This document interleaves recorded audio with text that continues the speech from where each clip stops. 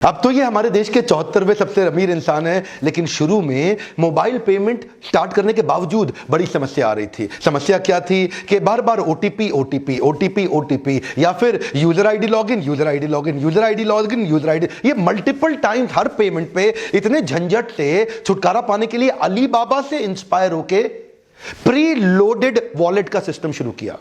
एक बार वॉलेट में पैसा डाल दो, अब आराम से जिसको मर्जी पे करते रहो, ना तो यूजर आईडी पासवर्ड आपको बार बार झंझट करना, और ओटीपी का गेम खत्म। अब देखिए, पेटीएम अपने कस्टमर से तो चार्ज करता नहीं, तो कमाता कहां से? ये बड़ा प्रश्न है। पेटीएम कमाता कहां से? देखिए, एक तो पेटीएम कमाता है पेटीएम फॉर बिजनेस से। अगर आपकी ट्रांजैक्शन का वॉल्यूम बहुत बड़ा है तो 1.5% उस पर चार्ज कर लेगा सेलर से, 1.5%, विच इज इंक्लूडिंग जीएसटी। मैं भी देता हूं, मेरे भी जो कस्टमर्स हैं जो बाउंस बैक में आते हैं, लीडरशिप फनल में आते हैं, वो मुझे पे करते हैं और पेटीएम के थ्रू पे करते हैं, तो मैं 1.5% पेटीएम को देता हूं, विच इज इंक्लूडिंग जीएसटी। एक तो ये पेमेंट का तरीका हो गया। दूसरा, 30 करोड़ यूजर जो पेटीएम के प्लेटफॉर्म पे हैं, उनको एडवर्टाइजर्स की एडवर्टाइजिंग दिखाता है, तो जो एडवर्टाइजर आता है वो भी पेटीएम को पे करेगा, क्योंकि आप उसकी ऐड देख रहे हैं ना, तो उससे या तो वो एनुअल सब्सक्रिप्शन ले लेगा या मंथली पे पर क्लिक वगैरह सिस्टम से उनको पे कर देगा। तीसरा, जो आप मोबाइल वॉलेट के अंदर पैसा बड़ा डाल के रखते हैं ना, उस पे ये उसकी एफडी करा के उस पे इंटरेस्ट भी कमा लेता है। जैसे अगर पेटीएम के पास 100 करोड़ रुपया आप सबका मोबाइल वॉलेट का पड़ा है, तो उस पे भी ये पैसा कमाता है, इंटरेस्ट की कमाई हो गई।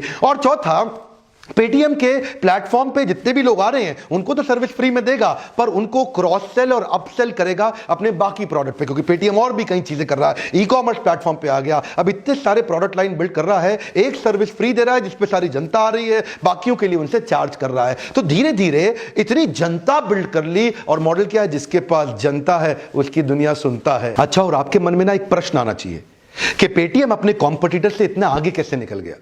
देखिए, पेटीएम सबसे पहले ऑनलाइन मॉडल को ऑफलाइन मॉडल में लेके आया। इसको जरा समझिए। पेटीएम के जो मर्चेंट्स हैं, जो लोग आप जाते हैं ना, सब्जी वाला, ठेले वाला, मोची है, नाई है, या कोई भी ऑटो वाला, रिक्शा वाला, इतना छोटा छोटा वेंडर का आप पेमेंट करना चाहते हैं, तो उसके पास ऑनलाइन ट्रांजैक्शन की कोई सुविधा नहीं है, कई बार उसके पास बैंक अकाउंट भी नहीं है। तो क्या किया जाए?